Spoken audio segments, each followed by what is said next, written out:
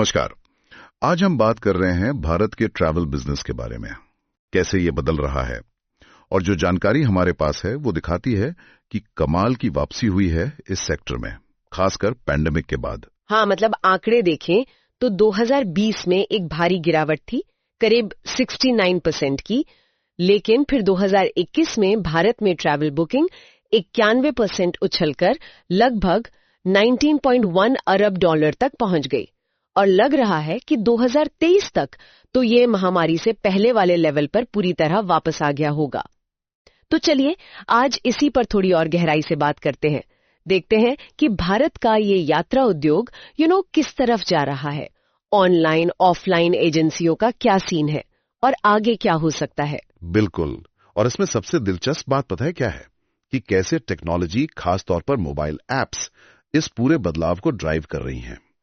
एक अनुमान यह है कि 2025 तक भारत का जो ऑनलाइन ट्रैवल मार्केट है वो करीब 23.1 अरब डॉलर का हो जाएगा। 23 अरब डॉलर?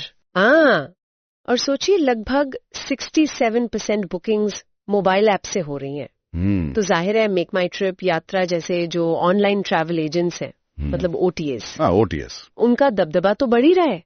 करीब 85% रेवेन्यू इन्हीं के पास जा रहा है। 85%? ये तो बहुत ही ज्यादा है।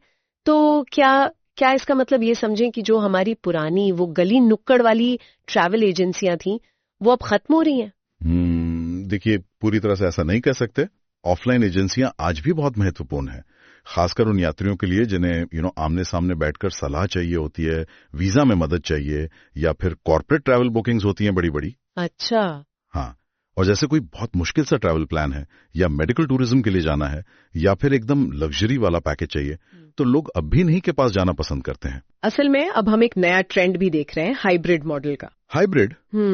मतलब डिजिटल प्रेजेंस भी है, वेबसाइट है, ऐप शायद हो, लेकिन साथ में व्यक्तिगत सलाह, आमने सामने बैठकर कंसल्टेशन की सुविधा भी देते हैं। हाँ, ये बात तो समझ आती है। वैसे लोगों के घूमने फिरने के पैटर्न भी तो बदले हैं काफी, है ना? बिल्कुल सही कहा आपने। घरेलू यात्रा मतलब डोमेस्टिक ट्रैवल में तो जैसे एक बाढ़ सी आ गई है।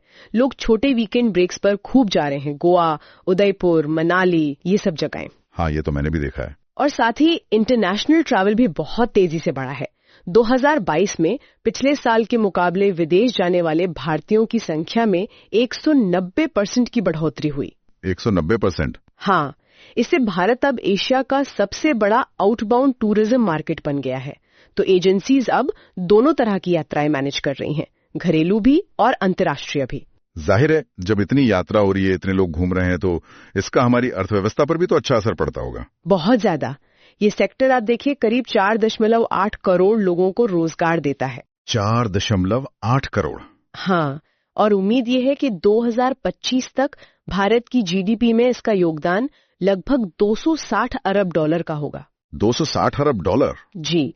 तो ये सिर्फ टिकट बुकिंग या होटल बुकिंग की बात नहीं है, ये तो हमारी अर्थव्यवस्था का एक बहुत मजबूत इंजन है। सही कहा।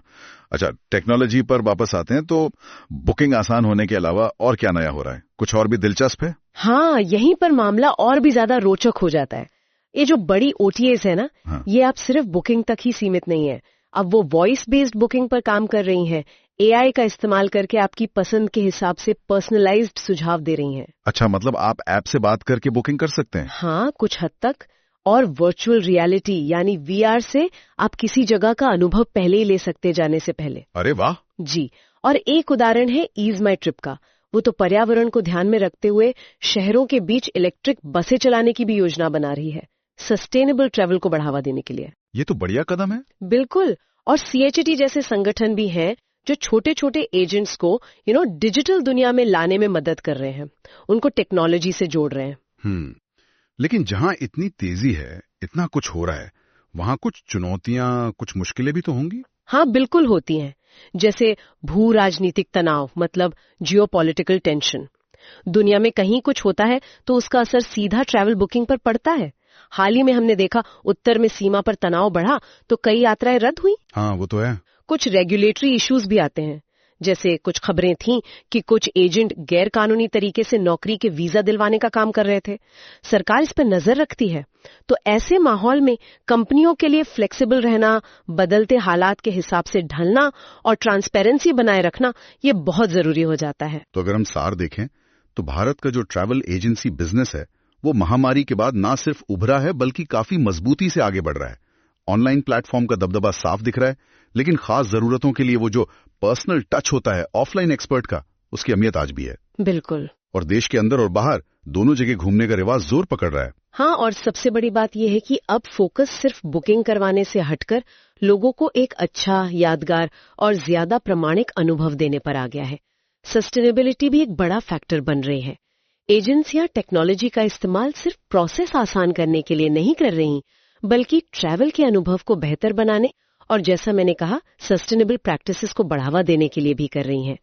तो इस कंपटीशन में आगे रहने के लिए अनोखे, यूनिक अनुभव देना अब और भी ज्यादा जरूरी हो गया है। यहाँ पे ना एक बड़ा दिलचस्प सवाल मन में आता है कि जैसे जैसे आर्टिफिशियल इंटेलिजेंस यानी एआई और वर्चुअल रियलिटी यानी वीआर, ये सब टेक्नोलॉजी यात्रा प्लानिंग का और हिस्सा बनती जाएंगी, तो क्या भविष्य में एक ट्रैवल एजेंट की जो भूमिका है वो पूरी तरह से टेक्नोलॉजी ही ले लेगी, या फिर वो जो मानवीय सलाह है, जो ह्यूमन टच है, उसका महत्व हमेशा बना रहेगा?